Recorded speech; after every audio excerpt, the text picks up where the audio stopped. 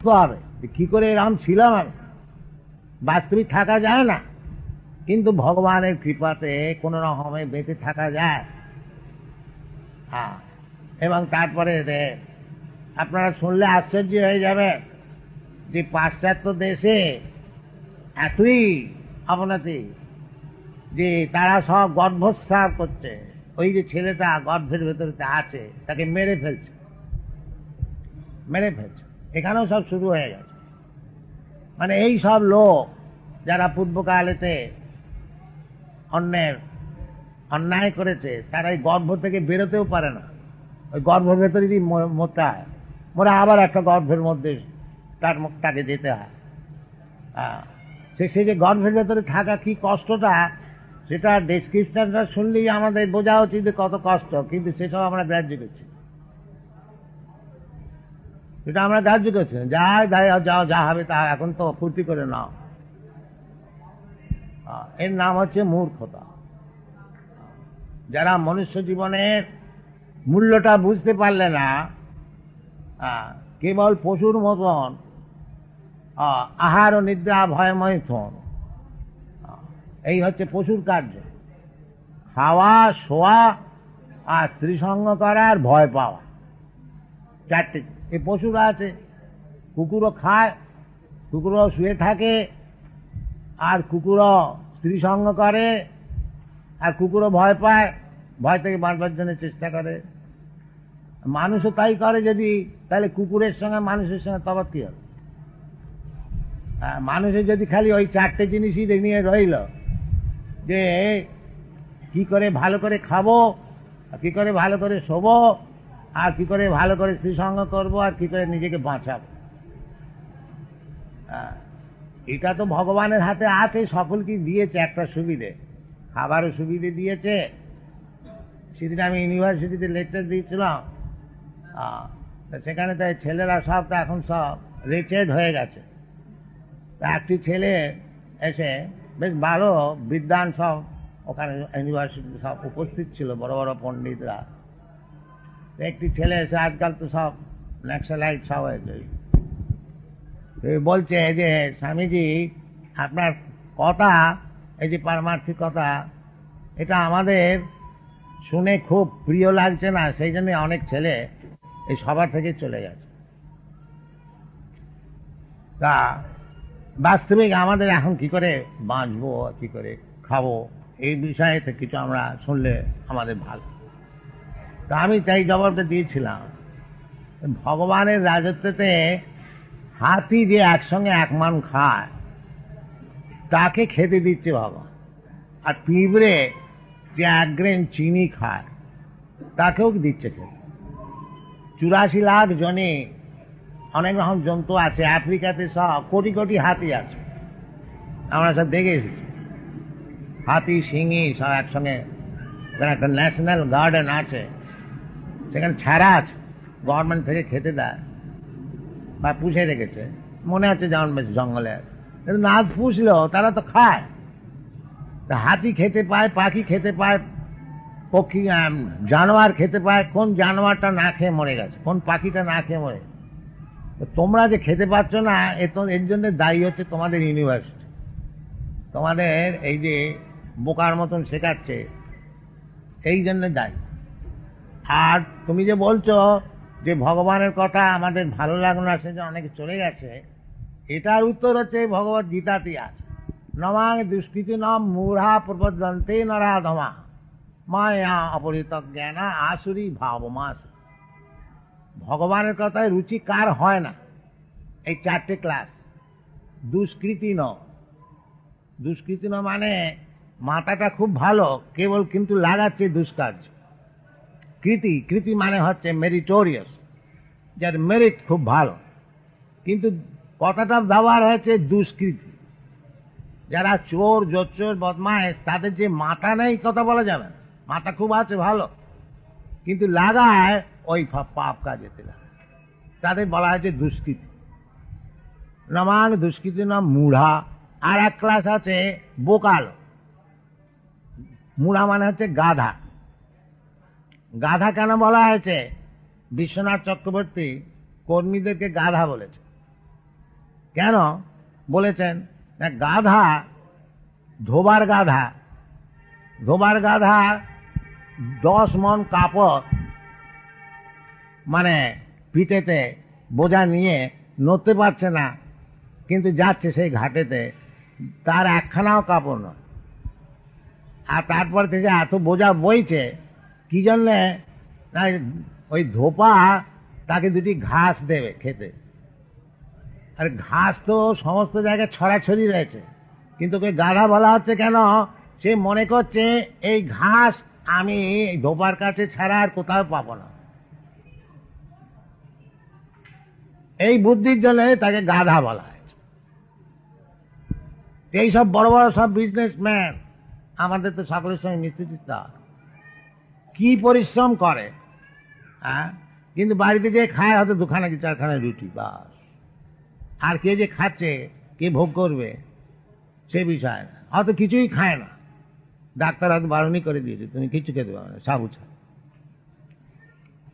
কিন্তু সে চিন্তা করে না যে আমি তো এই 4খানা রুটি খাই, এর জন্য এত পরিশ্রম করছি কেন?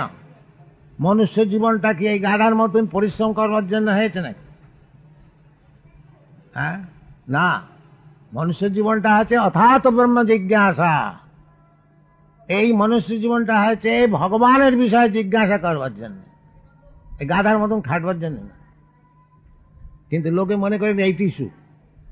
সে দিন রাত পরিশ্রম করে, 24 ঘন্টা পরিশ্রম করছে, ওটাকে মনে করছে সে সুখ। এর নাম হচ্ছে গাধা। নমাং প্রবদন্তে মূঢ়া দুষ্কৃতিন নরাধমা। নরাধম কেন বলা হচ্ছে? যে এই জীবনটা হচ্ছে ভগবত ভজন করবার জন্যে, ভগবানের সঙ্গে আমার কি সম্পর্ক আছে জানবার জন্যে, ভগবান কি সেই বস্তু জানবার জন্যে, সেটা না করে আমি এই বাজে কাজে সময় নষ্ট করছি। এই জন্য নরাধমা। নর মানে মানুষ, আর অধম মানে একবারে নিচ, ছোট লোক, মানে জানে না নিজের উদ্দেশ্য কি। আর যদি বলেন যে মশাই অনেক সব লেখাপড়া জানা লোক, বিএমএ পাস, সব ডিএসসি বিএসসি সব পাস করেছে, তারা তো ভগবত ভজন করছে না। হ্যাঁ, তারাও সব ওই মূঢ়া হয়ে গেল, নরাধম হয়ে গেল। এটা কি কথা? না, ভগবান বলছে মায়া অপরিত জ্ঞান। ওই যে তারা জ্ঞান লাভ করেছে, ওই যে আমার ইউনিভার্সিটির ছেলেগুলো এসে জিজ্ঞেস করলে যে কৃষ্ণ কথাতে আমাদের কোনো প্রীতি নাই, আমরা এখন কি খাবো, তার যদি কথা কিছু বলতে পারে। তো মায়া অপরিত, এত লেখাপড়া শিখতে লাভটা কি হলো? খেতে পশু পক্ষী খেতে পায়, সে খেতে পারছে না, তার লাভটা কি হলো? জ্ঞান লাভ করে। সেই জন্য মায়া অপরিত জ্ঞান। কেন না? আসুরি ভাবমাশ্রিতা। এই লোকগুলি সব অসুর হয়ে গেছে। হ্যাঁ, অসুর আর সুর দুরকম লোক আছে। সুর মানে হচ্ছে যারা ভগবত ভজন করে, দেবতা, তাদেরকে বলা হয়। আর অসুর মানে হচ্ছে যারা ভগবত ভজন করে না, তারা অসুর। 2 ক্লাসের লোক আছে জগৎ। দৈব আসুর এই বছর, দৌ ভূত সর্গ লোকে দৈব আসুর এই বছর, 2 রকম লোক আছে। এক ক্লাস হচ্ছে অসুর, আর এক ক্লাস হচ্ছে দেবতা। দেবতাকে বিষ্ণু ভক্ত ভাবে দৈব, আসুরস্তৎ বিপর্যয়। যে ভগবত ভজন করে, বিষ্ণু ভক্ত বৈষ্ণব, সে হচ্ছে দেবতা, আর সব অসুর। এইসব শাস্ত্রের কথা আমরা এই জগতে কৃষ্ণ কনসাসনেস মুভমেন্ট যে আমরা চালাচ্ছি, এই সব কথা শাস্ত্রের কথা তাদের শোনানো হচ্ছে, কোনো নতুন কথা নেই। হ্যাঁ, আমাদের ভারতবর্ষেতে তো ভারতবর্ষেরই কথা, এই ভগবত গীতা তো অন্য দেশের কথা না, কিন্তু আমরা এসব ছেড়ে দিয়েছি। এখন অন্য দেশে তারা এই সমস্ত গ্রহণ করছে, তাদের উপকার হচ্ছে। তা আমাদের উদ্দেশ্য হচ্ছে আপনাদের কাছে যে আপনারা এই নিজের দেশের জ্ঞান বুদ্ধি এসব কোনো ছেড়ে দেবেন না। আর যে সমস্ত অপরচুনিটি পেয়েছেন সেগুলি ছেড়ে দেবেন না। মনুষ্য জীবন খুব দুর্লভ জীবন, এর সদ উপযোগ করা উচিত। সদ উপযোগ করা মানেই হচ্ছে ভগবত ভক্তি লাভ করা। প্রেমা পুমার্থ মহান চৈতন্য মহাপ্রভু এই শিক্ষা যে মানুষের সবচেয়ে পুমার্থ স্বার্থ পুমার্থ মানে মনুষ্য জীবনের অর্থ যেটা লাভ সেটা হচ্ছে ভগবত প্রেম, ভগবানকে ভালোবাসতে শেখা। সবই পুংসাং পরো ধর্ম যত ভক্তি অধোক্ষজে। অনেক রকম ধর্ম আছে, ভাগবত বলছে সেইটা হচ্ছে সবচেয়ে শ্রেষ্ঠ ধর্ম। সেটা কি না, যত ভক্তির অধোক্ষজে, যে ধর্মের দ্বারাতে ভগবত ভক্তি হয়, যেটা ভগবান নিজে শিক্ষা দিচ্ছেন। সর্বধর্মান পরিত্যাজ্য মাম একং শরণং ব্রজ, এইটাই হচ্ছে ধর্ম। আসলে ধর্ম টর্ম কিছু না। সেই জন্য ভাগবত বলেছে ধর্ম প্রোজ্ঝিত কৈতবত্র।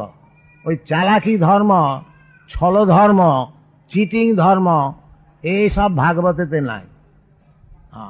পরম নির্মৎসরাণাম সতাং বাস্তব বস্তু বেদম অত্র অত্র শ্রীমদ ভাগবতে। পরম নির্মৎসরা, যারা নির্মৎস, সংসারেতে সকলেই মৎস্য। মৎস্য মানে হচ্ছে যে পরের উন্নতি দেখতে পারে না, তাকে বলে মৎস্য। এইটা হচ্ছে এই জগতের নিয়ম। আমার নিজের ভাইও যদি উন্নতি করে আমি হিংসা করব। ও আমার ভাই তো অনেক বেড়ে গেল, আমি তো কিছু করতে। আর বৈকুণ্ঠ জগতের কথাটা অন্যরকম। বৈকুণ্ঠ জগতে সেখানে যদি আমার চেয়ে কেউ বেড়ে যায় তাহলে তাকে সুখ্যাতি করবো যে ও ইনি কত বড়, আমার চেয়ে কত বেড়ে গেছেন, আমি তো ভগবানের সেবা কিছু করতে পারিনি, ইনি কত করেছেন। এটা হচ্ছে বৈকুণ্ঠ জগতের উপলব্ধি। আর ভৌতিক জগতের উপলব্ধি হচ্ছে ও আমার চেয়ে বেড়ে গেল, ওকে কি করে ডাউন করতে হয়। সেই জন্য ভগবত ভক্তি তত্ত্ব যেটা, সেটা শাস্ত্রেতে বলছে পরম নির্মৎসরাণাং সতাং, যাদের মৎসরতা নাই। সেই জিনিসে আসতে হলে এই ভগবত ভক্তির দ্বারাতেই সে সমস্ত আসে।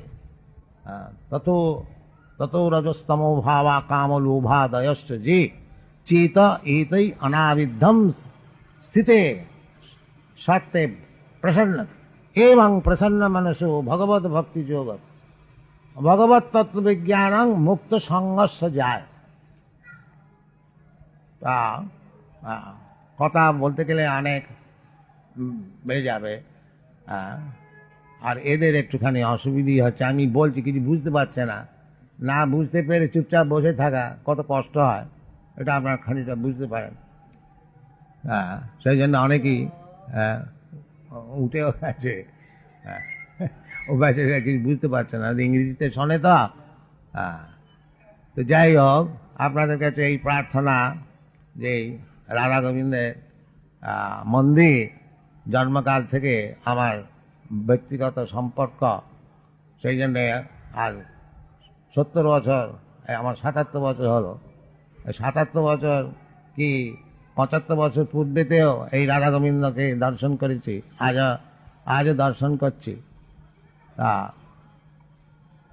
আপনাদের কাছে প্রার্থনা যে সব ভগবত গীতা ভালো করে পড়ো, কৃষ্ণকে বোঝবার চেষ্টা করো, ব্যাস। আর সব সময় কৃষ্ণ চিন্তা করো, তাহলে জীবন সফল হবে। আর তা নাহলে মনুষ্য জীবনটা বিফল যাবে। হরি হরি বিফলে জনম গোয়াইন, নরোত্তম দাস ঠাকুর গান গেয়েছে। হরি হরি বিফলে জনম গোয়াইন, মনুষ্য জনম পাইয়া রাধা কৃষ্ণ না ভজিয়া, জানিয়া শুনিয়া বিষ খাইন। আমি মনুষ্য জীবনটা পেলাম